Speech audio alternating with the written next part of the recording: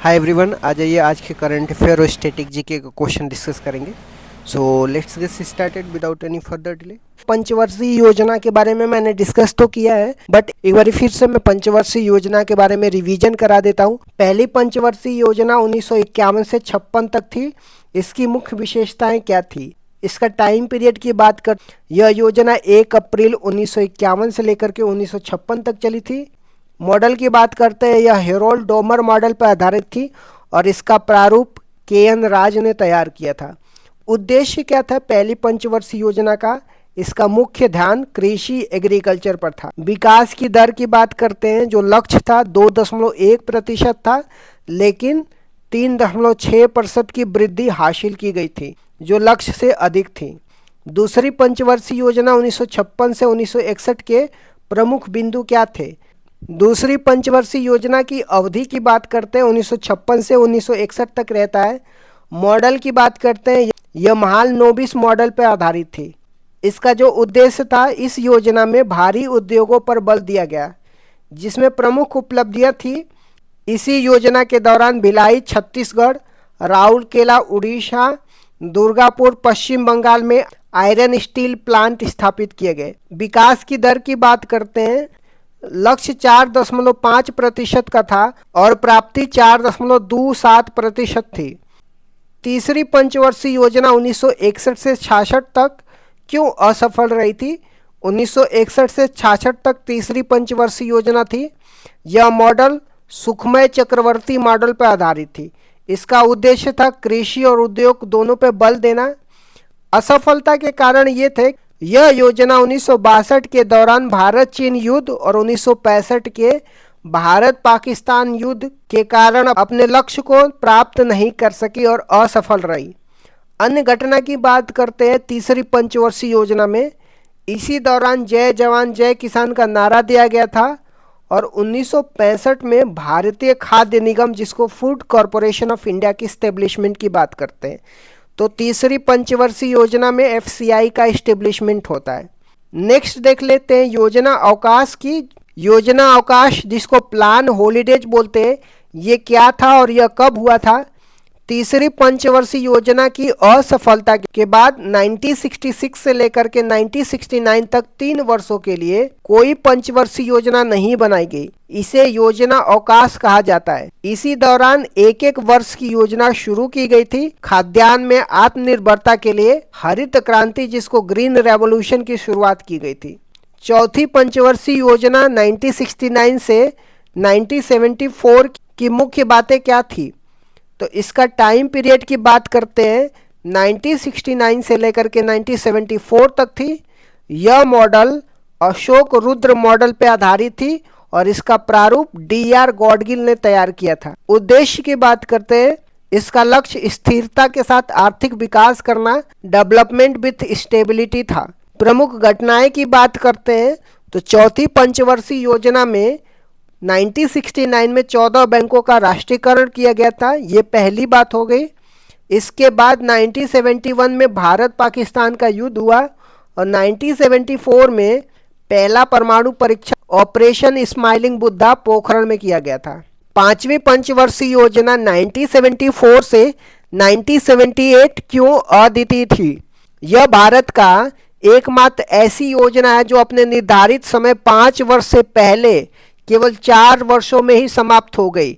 1974 से लेकर 1978 तक ही रही थी। यह डीपी दर मॉडल पर आधारित थी और इसका मुख्य लक्ष्य गरीबी उन्मूलन था। रोलिंग प्लान 1978 से 1980 तक क्या था?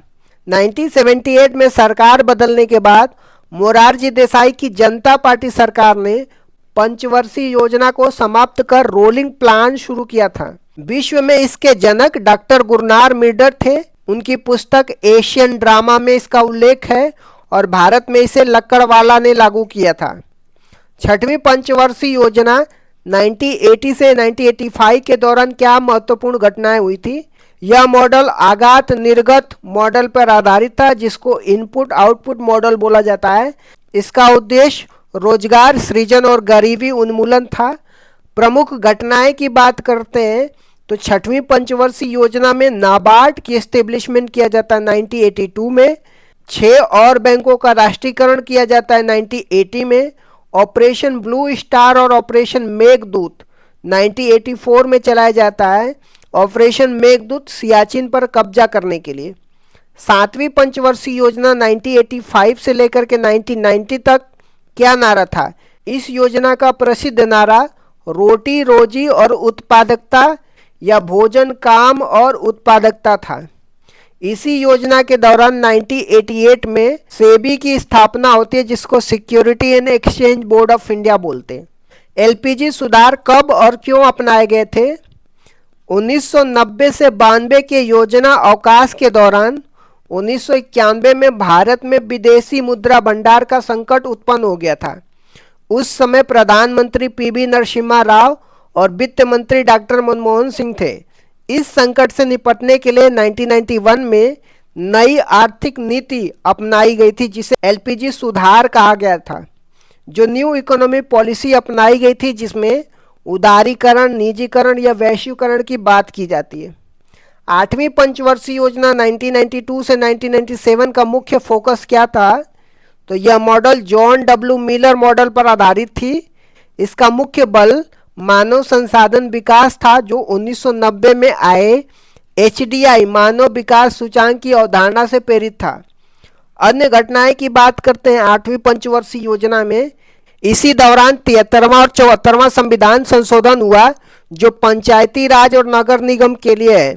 इसी समय 1 जनवरी 1995 को डब्ल्यूटीओ की स्थापना होती है, जिसको वर्ल्ड ट्रेड ऑर्गेनाइजेशन बोलते हैं। 9वीं और 10वीं पंचवर्षीय योजना का मुख्य बातें क्या थी? 9वीं पंचवर्षीय योजना 1997 से 2002 तक होता है। इसका लक्ष्य सामाजिक न्याय और क्षमता के साथ आर्थिक विकास था। प्रधानमंत्री ग्राम सड़क योजना 25 दिसंबर 2000 को और कारगिल युद्ध 1999 में इसी दौरान हुआ था। 10वीं पंचवर्षीय योजना 2002 से 2007 तक थी। यह भी आगात निर्गात मॉडल पर आधारित थी। नरेगा अधिनियम 2005 में आया और 2 फरवरी 2006 को लागू हुआ था। 11वीं पंचवर्षीय योजना 2007 से लेकर 2012 की विकास दर की क्या विशेषता थी?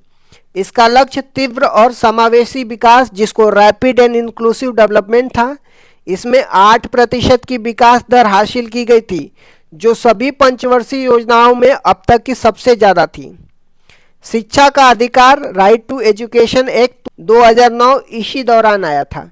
12वीं पंचवर्षीय योजना 2012 से 2017 का लक्ष्य क्या था? यह अंतिम पंचवर्षीय योजना था, जो 2012 से 2017 तक चला था। इसका लक्ष्य तीव्र, सतत और अधिक समावेशी विकास, जिसको rapid sustainable and inclusive development था। इसमें कृषि के लिए 4% और प्रजनन दर को 2.1%, जिसको प्रतिस्थापन दर बोलते हैं, पर लाने का लक्ष्य रखा गया था। क्वेश्चन नंबर 1 से स्टार्ट करते हैं। 2030 तक दुनिया की पहली बंद ईंधन चक्र परमाणु ऊर्जा प्रणाली की घोषणा किस देश ने करी है?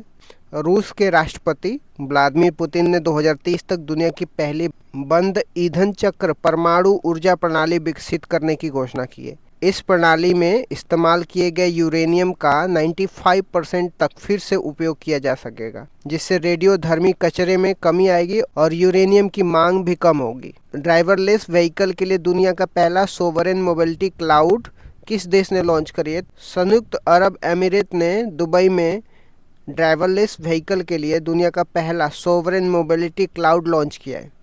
इसे कोर 42 और माइक्रोसॉफ्ट मिलकर के विकसित करेंगे। इसका उद्देश्य ड्राइवरलेस परिवहनों के बेहतर प्रबंधन, लाइव ट्रैफिक मैनेजमेंट में नवाचार को बढ़ावा देना।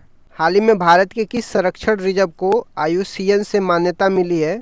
तमिलनाडु की पाक खाड़ी में स्थित भारत के पहले डुंगोंग संरक्षण रिजर्व को IUCN से मान्यता मिली है।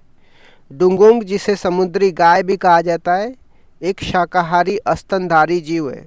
भारत के किस संस्था को संयुक्त राष्ट्र UN के AI उत्कृष्टता केंद्र के रूप में नामित किया गया है? भारत के IIT मद्रास को संयुक्त राष्ट्र के AI उत्कृष्टता केंद्र के रूप में नामित किया गया है। हाल ही में वन पर पर्यावरण लेखा 2025 रिपोर्ट किस मंत्रालय ने जारी की है? यह रिपोर्ट सांख्यिकी और कार्यक्रम कार्यान्वयन मंत्रालय ने जारी की है। रिपोर्ट के अनुसार भारत के वन आवरण में 2.4% की वृद्धि दर्ज की गई है और यह अब देश के कुल क्षेत्रफल का 21.76% है। एटीएल सारथी और सीमांत क्षेत्र कार्यक्रम किस मिशन के तहत और कहां लॉन्च किया गया है? तो यह कार्यक्रम नीति आयोग के अटल नवाचार मिशन के तहत जम्मू कश्मीर में कश्मीरी विश्वविद्यालय के सहयोग से लॉन्च किए गए। इसका उद्देश्य स्कूलों में अनुसंधान, रोबोटिक्स, एआई को बढ़ावा देने के लिए अटल टिंकरिंग लैब स्थापित करना है। मिग-21 विमान के सेवा मुक्त होने का समारोह कहां पे आयोजित किया गया है? मिग-21 विमान के सेवा मुक्त होने का समारोह चंडीगढ़ एयरबेस पर आयोजित किया गया है। इसमें रक्षा मंत्री राजनाथ सिंह शामिल हुए हैं। मिग-21 को अब हल्के लड़ाकू विमान तेजस से बदला जाएगा। आयुष मंत्रालय ने अपनी तरह का पहला एकीकृत तंत्रिका पुनर्वास केंद्र कहां पे शुरू किया है? आयुष मंत्रालय ने गोवा में अखिल भारतीय आयुर्वेद संस्थान में अपनी तरह का पहला एकीकृत तंत्रिका पुनर्वास केंद्र प्रयास शुरू किया है। इसका उद्देश्य न्यूरो संबंधित समस्याओं के उपचार और जीवन की गुणवत्ता में सुधार करना है। बिग बैश लीग में शामिल होने वाले पहले भारतीय पुरुष खिलाड़ी कौन हैं? अनुभवी off spinner Ravichandran Ashwin Australia में होने वाले बिग बैश लीग में शामिल होने वाले पहले भारतीय पुरुष खिलाड़ी बन गए। वह सिडनी की टीम का हिस्सा होंगे। प्रवासियों के लिए नोरका केयर नामक स्वास्थ्य और दुर्घटना बीमा योजना किस राज्य में शुरू किया गया है? केरल ने विदेशों में काम करने वाले प्रवासियों के लिए नोरका केयर नामक अपनी तरह की पहली स्वास्थ्य और दुर्घटना बीमा शुरू की है। इस योजना के तहत 5 लाख रुपए का स्वास्थ्य बीमा और 1 लाख रुपए का दुर्घटना बीमा प्रदान किया जाएगा।